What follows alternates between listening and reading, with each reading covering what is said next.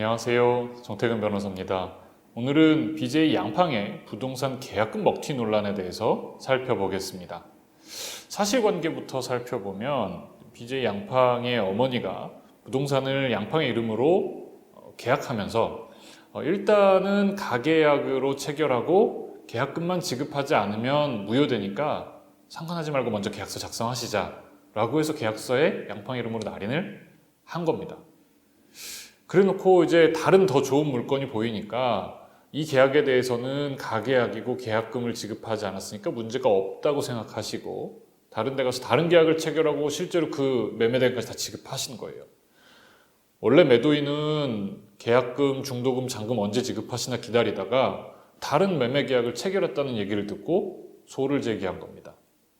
결과는 어떻게 될까요?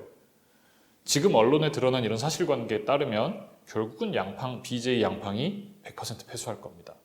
자, 왜 그런지 한번 살펴보겠습니다.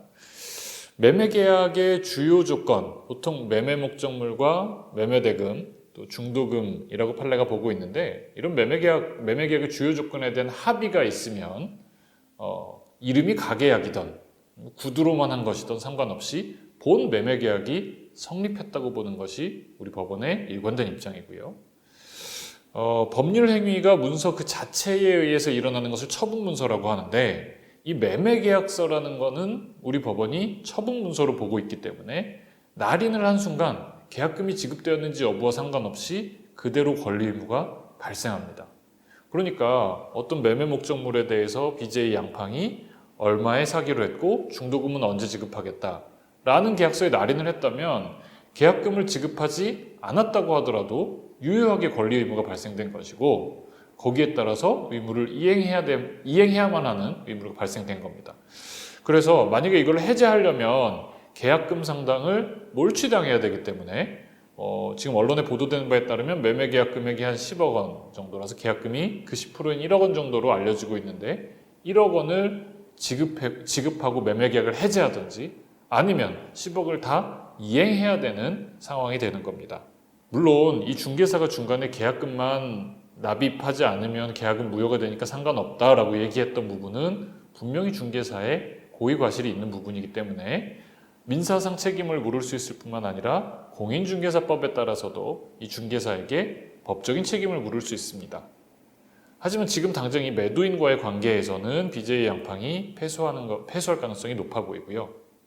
만약에 이 중개사가 BJ 양팡을 기망해서 매매대금을 지급하게 할 목적으로 행동을 한 것이라면 형법상 사기죄로 처벌이 될 수도 있겠고요.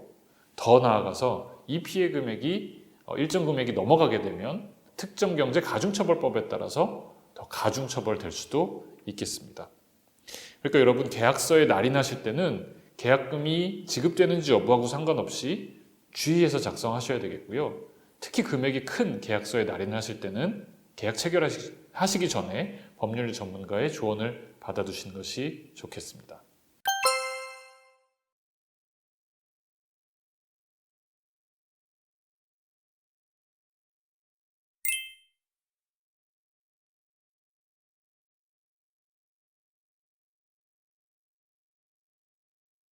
지금까지 정태근 변호사였습니다. 감사합니다.